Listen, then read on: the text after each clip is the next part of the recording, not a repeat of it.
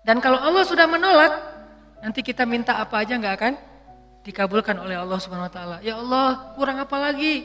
Saya udah tahajud, saya udah sedekah, saya udah tilawah, saya udah hafal Quran, saya udah berjihad, saya udah bantu orang lain, saya udah. Kenapa saya hidupnya kayak gini ya Allah? Tanyakan kembali, istafti qalbak, tanya ke hatimu. Kenapa kita melakukan itu? Karena Allah atau karena yang lain? Ri'a an-nas. Kadang-kadang kita melakukannya udah ikhlas, tapi di tengahnya riya. Jadi bisa jadi teman-teman, kita punya beberapa amalan, kalau kita nggak berani mengatakan banyak amalan, kita punya beberapa amal soleh, tapi hampir tidak ada satupun yang diterima di sisi Allah. Kenapa Ustadz? Ikhlas kok Ustadz? Di awal, bisa jadi di tengahnya riya. Enggak, di tengah saya tetap ikhlas, bisa jadi di akhirnya riya. Enggak, di akhirnya masih ikhlas, bisa jadi barusan aja riya. Setelah after years, setelah beberapa tahun. Sehingga kalau kita nggak punya modal amal soleh yang diterima di sisi Allah, gimana kita mau mengangkat kedua tangan kita? Makanya kadang-kadang kan ujiannya kayak gitu. Di awal udah ikhlas, saya nih pengen tilawah yang bagus karena biar orang-orang sholatnya pada khusyuk. Allahu Akbar, ikhlas kan? Alhamdulillahi Rabbil Alamin, ikhlas.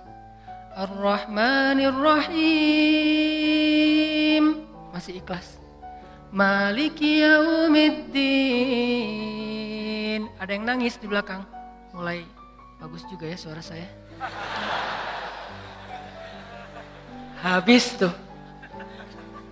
Teman-teman pikir imam dengan bacaan yang bagus berarti pahalanya lebih banyak dari teman-teman? Belum tentu. Bisa jadi makmumnya dapat untung dari bacaan yang bagus karena dia khusyuk, dia bisa nangis, dia bisa nyaman. Sementara imamnya nggak dapat apa-apa loh. Ini, tapi kita nggak bisa menjudge imam juga ya. Begitu imam baca Alhamdulillahi Rabbil Alamin, pamer. Nggak bisa. Entas jadi susah tuh. Semua salah ya, serba salah. Baca bagus salah, baca jelek. Imam nih bacaannya kok gini banget sih. Jadi serba salah. Ini bukan menjudge orang lain, udah aja masing-masing. Kalau imam bacanya bagus, ya kita husnuzon. Masya Allah bacaannya luar biasa. Kalau banyak orang yang khusyuk gara-gara ini berarti pahalanya banyak banget nih. Kan kita cemburu ya. Si imamnya, astagfirullah, kalau gak dibagusin, Allah suruh yang bagus-bagus. Kalau bagus-bagus amat, ntar sombong. Karena emang bagus sih. Itu habis tuh. Aduh, ngeri banget teman-teman. Di tengah masih ikhlas. Nggak kegoda, kan riya itu kan bukan maunya kita ya. Riya itu kan wasawisu syaitan, yuwaswisu fi sudurin nas, dia yang mengebisikin, tapi di akhir selesai datang, alhamdulillah Ustadz, sambil gini, ada tisu nggak? Saya baru pertama nangis dalam sholat, suara Ustadz luar biasa. Bapak nggak pernah dengar di YouTube saya, sombong, ya. Bapak nggak baru kenal saya. Gitu, atau bukan karena pujian orang lain teman-teman, karena diremehin sama orang lain. Pernah diremehin orang terus jadi riya? Saya pernah ngisi di beberapa masjid agung. Ada kan kalau di daerah-daerah tuh kalau saya ngisi kadang-kadang panitia mintanya di masjid agung. Kan DKM Masjid Agung rata-rata nggak main Instagram ya. Mereka nontonnya TV. Jadi karena saya qadarullah nggak pernah masuk TV, nggak kenal. Ini Ustadz siapa sih? Ada nggak di Damai Indonesiaku? Nggak ada. Oh biasa aja. Karena saya nggak pernah masuk TV, akhirnya beliau nggak kenal kan, bukan yang pemain sosmed. Dan dari situ mulai ada ngeremehin. Panitia nawarin tempat, mereka bilang, udah biasa aja lah, nggak usah terlalu heboh. Paling juga jamaahnya nggak setengah masjid katanya. Saya dikasih tahu sama panitia, Ustadz, ini DKM-nya kayak gitu ngomongnya. Oh, kita lihat aja nanti. Mulai kan? Riya nih. Terus saya datang, ternyata alhamdulillah qadarullah Allah yang melangkahkan kaki-kaki mereka rame nih sampai pelataran masjid. Pas rame, DKM-nya bingung. Ini Ustadz siapa sih kok bisa rame gini yang datang? Saya, ya sih.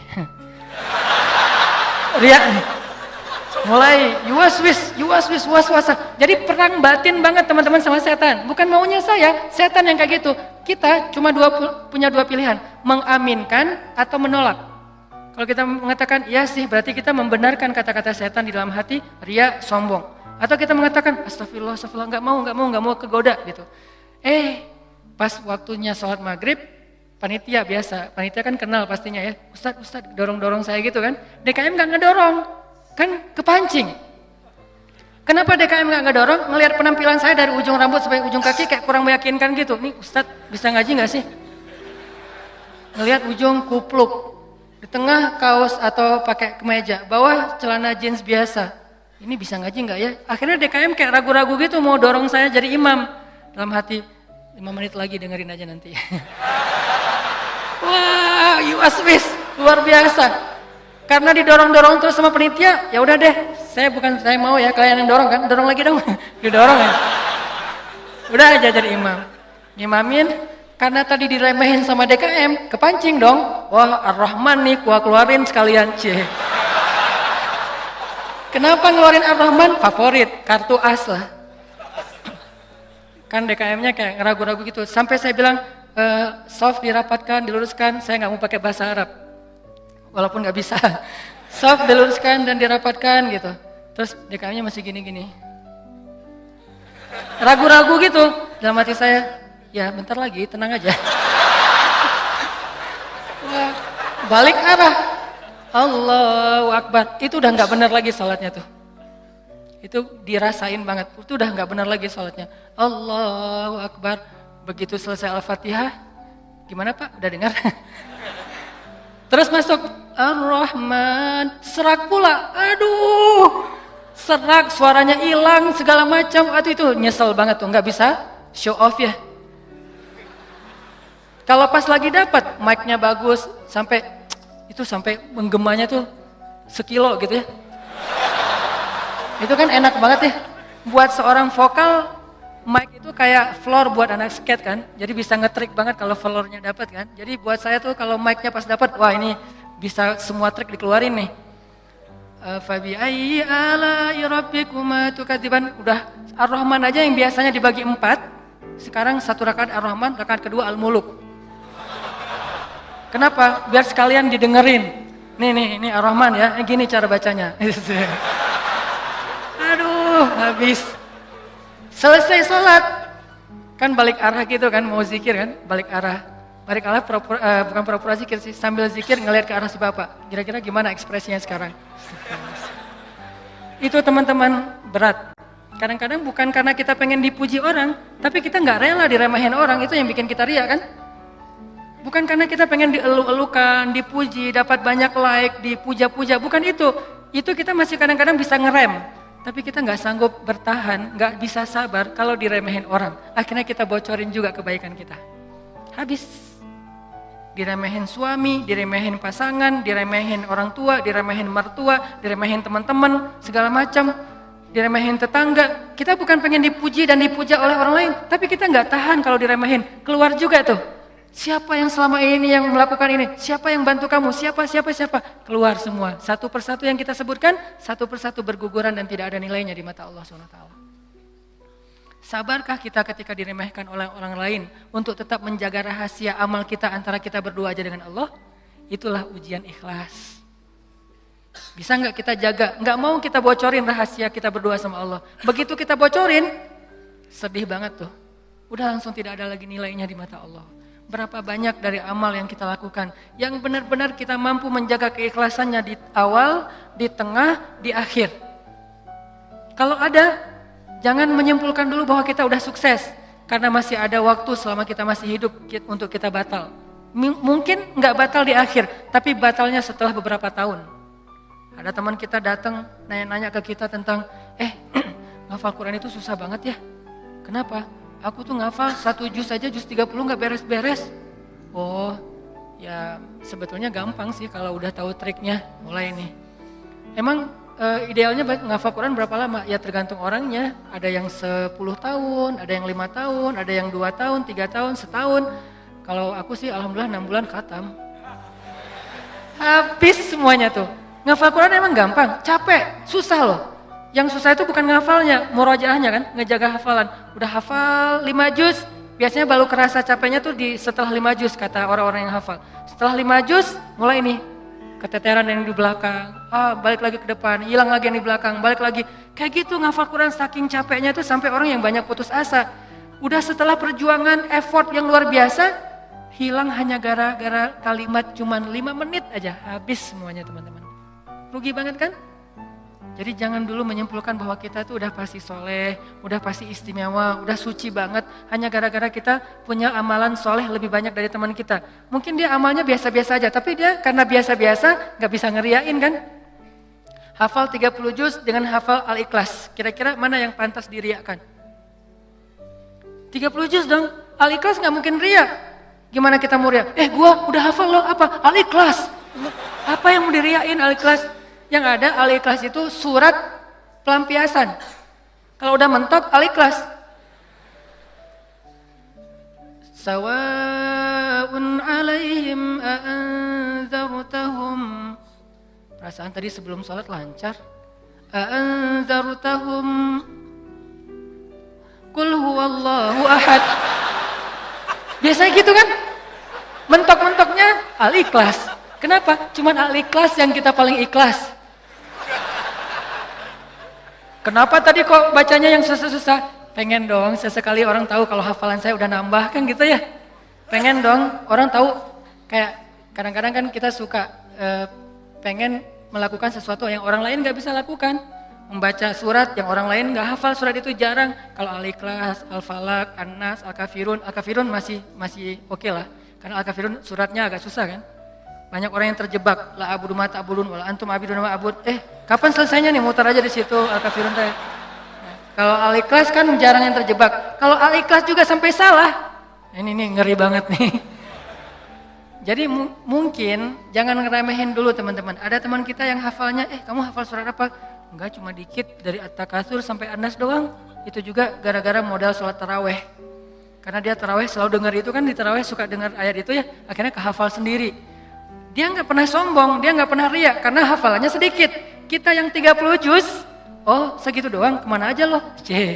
Habis 30 juz. Jadi yang hebatnya itu bukan berapa banyak amalannya teman-teman, tapi seberapa kuat dia menjaga keikhlasannya di awal, di tengah, di akhir, dan setelah beberapa lama. Jadi jangan menyimpulkan dulu.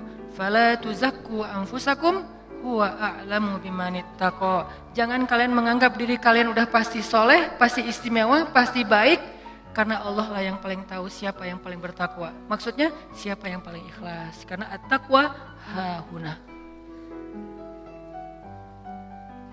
Belum lagi nanti ada orang kadang-kadang saya pernah di sebuah masjid, kita ngadain acara tabligh akbar, terus masjidnya rame, anak-anak mudanya penuh sampai ke depan masjid. Setelah selesai acara tabligh akbar kan suka ngobrol-ngobrol gitu kan sama DKM di ruang DKM. Ada salah satu sesepuh masjid ngobrol sama saya, dan waktu itu saya juga sedih. Kenapa saya ladeni gitu, harusnya saya pergi aja biar menjaga amal beliau kan. Beliau cerita, Ustadz, alhamdulillah ya sekarang masjidnya rame, ini perjuangannya gak mudah loh Ustadz. Dulu dari awal nih, ketika kita pembebasan lahan masjid ini aja, udah konflik, sengketa dengan beberapa tetangga. Akhirnya saya perjuangkan Ustadz dari awal, sampai bisa pembebasan lahan. Kemudian kita bangun masjid ini dengan gotong royong luar biasa, fundingnya itu susah banget Ustadz. 5 tahun baru beres masjid ini Ustadz. Udah gitu saya yang bikin yayasan masjid ini, sampai ADRT-nya tuh saya yang bikin Ustadz. Satu persatu beliau sebutkan perjuangannya, jasa-jasanya, jerih payahnya, effortnya, dan segala macam pengorbanannya, sampai akhirnya masjid ini rampung. Sekarang dipakai banyak orang sholat, sekarang udah gampang. DKM sekarang tuh gampang, nggak seperti awal-awal dulu. Kalau beliau sadar itu semuanya habis gara-gara beliau. Tapi kan kita nggak bisa menjudge ya. Kalau beliau menceritakan itu untuk motivasi, oke. Tapi kalau beliau menceritakan itu untuk ria, dihargai, diakui, kalau hanya pengen dapat pengakuan, pengen diaku oleh orang lain, habislah semua pahala yang sudah beliau usahakan sekian tahun. Harusnya kalau beliau ikhlas, satu orang yang datang ke masjid untuk ikut acara tabligh akbar, sholat berjamaah, taubat, sadar, zikir, ibadah, beliau dapat pahala. Kebayang nggak kalau ada 5.000, 10.000 anak muda yang datang untuk ikut acara di situ? Pahala beliau banyak banget, tapi hilang hanya dengan 5 menit berbicara. Jaga lisan. Faliyakul khairan aw liyasmut. Mending diam aja deh. Sebegitu gampangnya hilang amal-amal kita gara-gara tidak mampu menjaga keikhlasan kita, teman-teman. Makanya wa innama likulli imri'in manawa itu gampang banget tergelincir. Itu halus banget, lebih halus daripada suara langkah-langkah semut. halus banget. Sampai kadang-kadang kita juga terjebak di situ. Makanya di zaman Nabi itu kan ada cerita seorang sahabat Ansor yang tidak terkenal ibadah-ibadahnya, tapi Nabi bilang huwa min ahlil jannah, dia itu ahli surga. Apa kelebihan dia? Apa ibadah dia? Ibadah dia itu ibadah batin. Ketika dikepoin sama beberapa orang sahabat, sama seorang sahabat, kalau nggak salah Abdullah bin Amr bin As, dia kepo datang ke rumahnya. Ternyata rahasianya bukan ahli tahajud, bukan ahli sedekah, bukan ahli tilawah, bukan ahli kebaikan-kebaikan yang zahir. Dia kalau ngelakuin amalan yang zahir, yang standar-standar aja lah, yang wajib, yang kalau ditinggalkan pasti dosa, sholat pasti, cuman gak ada yang lebih, biasa-biasa aja. Terus yang bikin dia istimewa, ternyata ibadah batin. Apa ibadah batin dia? Dia bilang, saya tidak pernah dengki kepada orang lain. Kalau ada orang yang dapat nikmat, saya orang pertama yang bahagia. Kalau ada orang yang dapat musibah, saya yang paling sedih. Kalau ada yang orang berbuat salah, saya langsung mendoakan dan memaafkan dia. Inilah ibadah batin dia, teman-teman. Makanya selain kita fokus memperbaiki ibadah zahir kita, sholat kita, cara takbir kita, cara semua ruku sujud kita, perbaiki juga ibadah batin kita. Karena kalau sampai ini rusak, yang lain sempurna, batal. Tapi kalau ini benar, yang lain cacat-cacat dikit, karena kita mungkin punya kekurangan, Allah yang akan perbaiki. Jadi ini teman-teman, tentang pentingnya belajar ikhlas. Dan ikhlas ini termasuk salah satu di antara ibadah juga. Jadi sekedar ikhlas saja itu udah ibadah. Sekedar niat aja itu udah ibadah. Belum melakukan udah jadi ibadah. Bukankah Nabi mengatakan siapa yang berniat berbuat baik lalu jadi melakukannya, maka dia mendapatkan 10 pahala kebaikan. Kalau dia berniat berbuat baik tidak jadi melakukannya, maka dia mendapatkan 1 pahala kebaikan.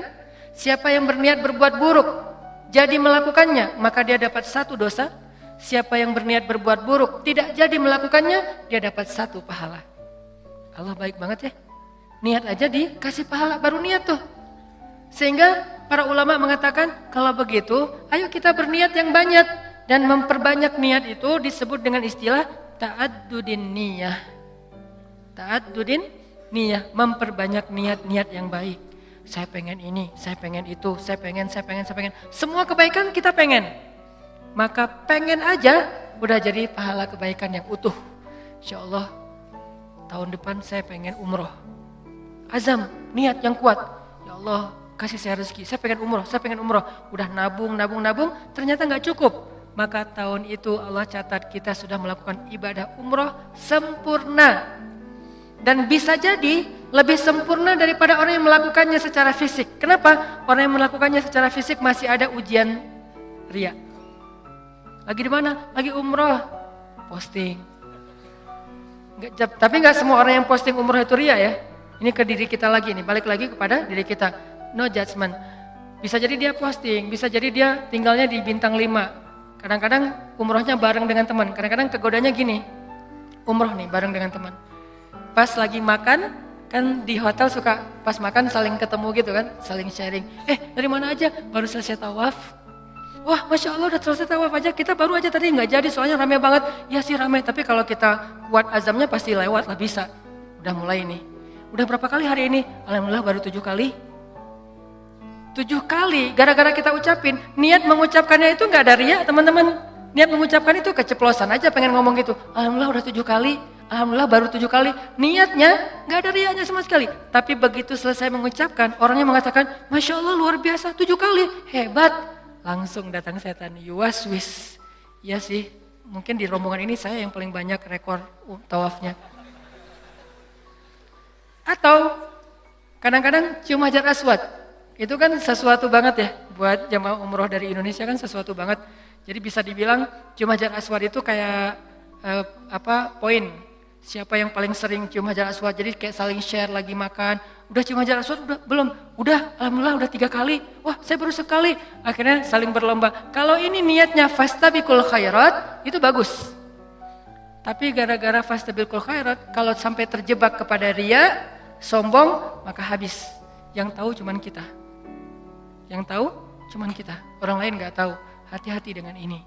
Tapi orang yang tadi menabung pengen umroh, terus gak cukup duitnya, lalu gak jadi umroh, bisa jadi dia mendapatkan pahala umroh lebih utuh daripada orang yang melakukannya secara fisik.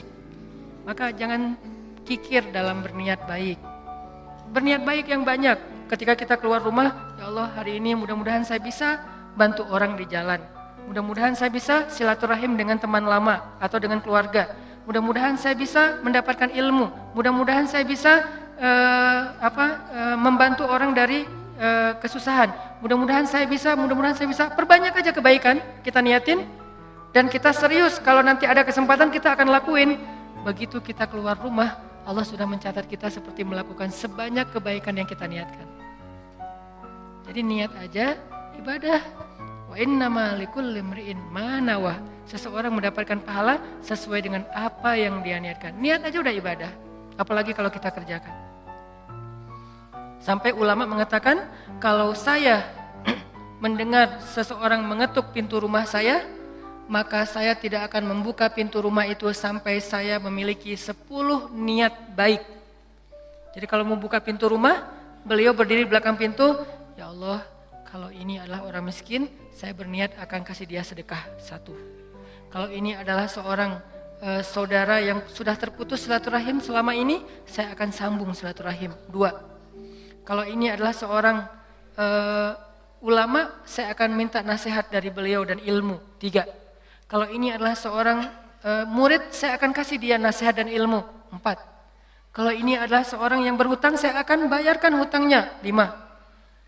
Terus sampai 10 niat baik baru dibuka pintunya. Ternyata yang datang cuma 1 orang dengan 1 hajat, maka beliau mendapatkan pahala 10 hajat, 10 kebaikan. Ini hebatnya niat, ta'addudin niyah. Sehingga yuk kita berniat sebanyak mungkin berbuat baik. Saya akan gini, saya akan gini, saya akan gini. Salah satunya untuk akhirat kita, kalau saya pribadi berniat, ya Allah saya pengen banget nanti sebelum meninggal, kalau bisa udah khatam 30 juz. Dari dulu diusahain belum beres-beres. Naik dikit, turun banyak. Naik dikit, turun banyak. Kenapa? Mungkin banyak dosa, bisa dosa lisan, bisa dosa mata. Bukankah dosa itu bisa menghilangkan hafalan ayat Al-Quran? Dan kata Nabi, Al-Quran itu gampang hilangnya, lebih gampang daripada hilangnya onta yang liar. Cepat banget hilangnya. Enggak Ustaz, saya udah banyak dosa tapi enggak hilang-hilang. Ya enggak ada yang dihafal, apa yang mau dihilangin? Coba kalau mau tahu kita banyak dosa atau enggak, hafal Quran deh. Kalau susah, pasti banyak dosa. Kalau mau tahu itu cara kita untuk bisa mendeteksi dosa kita, salah satunya ya, hafal Quran. Coba, itu akan mendeteksi banget. Kalau kita udah lancar bacaan, tapi dengan syarat bacaannya udah lancar. Karena kalau bacaan belum lancar, ya bukan karena dosa, emang nggak bisa baca Quran ya. Berarti tahapannya baca Quran dulu. Kalau bacaannya udah lancar, tapi kok nggak bisa ya ngafal Quran? Ini bisa jadi kata Imam Waqi', al-ilmu nurun wa nurullah la yu'talil asi. Ilmu itu cahaya dan cahaya Allah itu tidak diberikan kepada pendosa. Cara ngukur diri kita banyak dosa atau enggak? Coba ngafal Quran.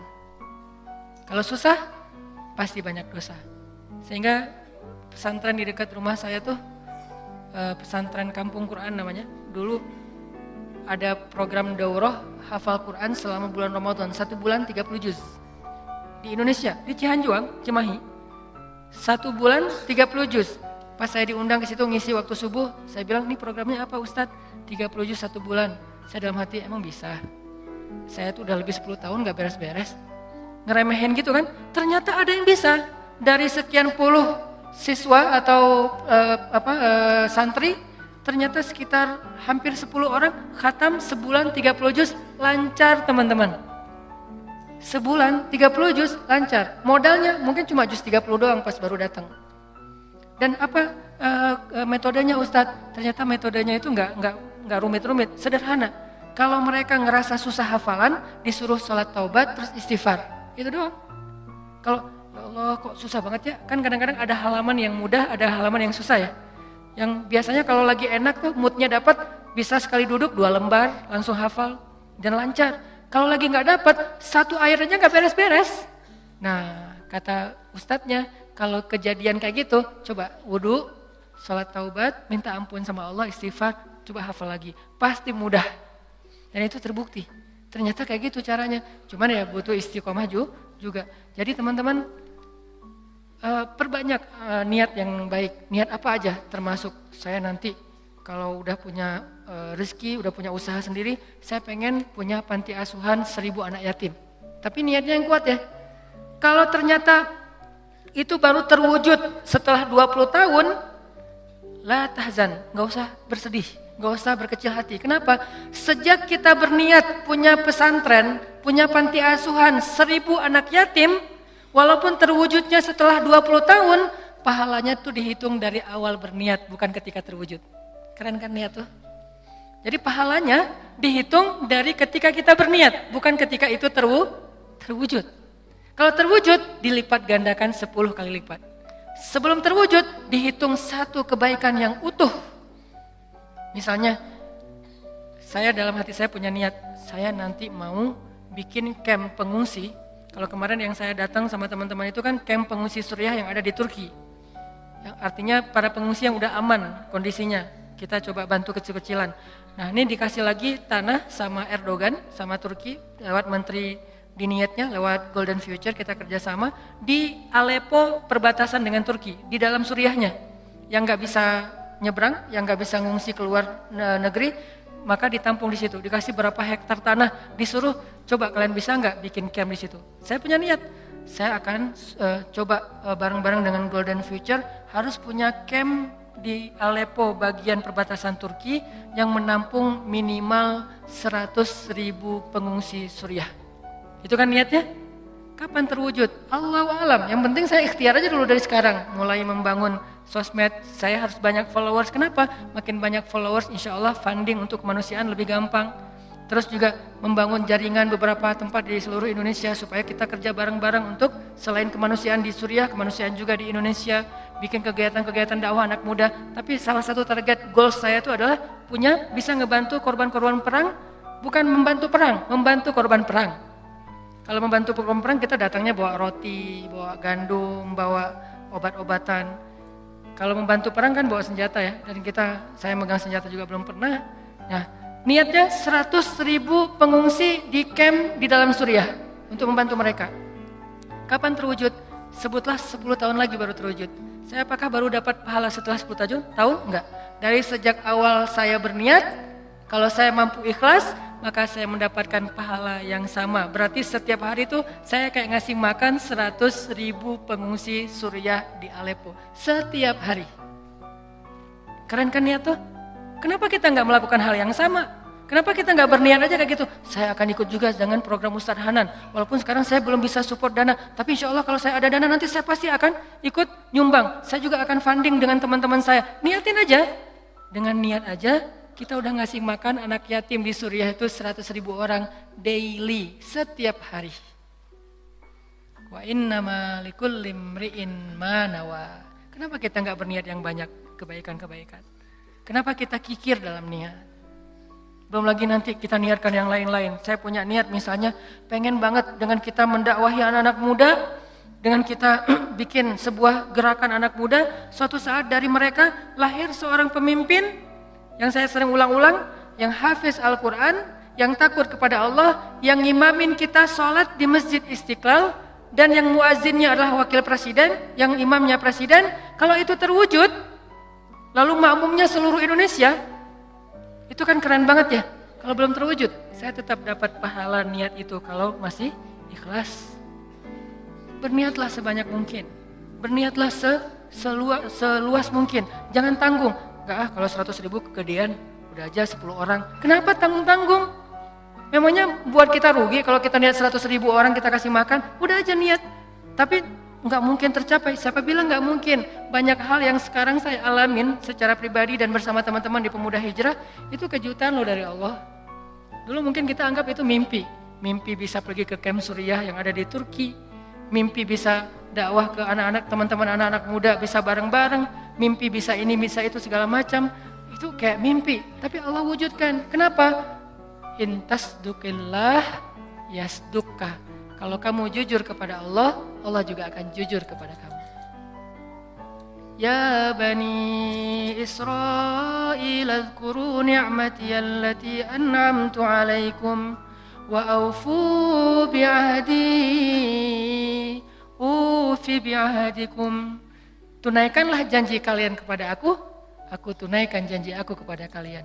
In tasdukillah yasdukka. Jujurlah kepada Allah, Allah jujur kepada kalian. Ihfazillah yahfazka. Jaga Allah, Allah jaga kalian. Fadhkuruni adzkurkum. Ingat aku ingat kalian. Selalu kayak gitu, kaidahnya sama. Walaupun redaksinya berubah-ubah.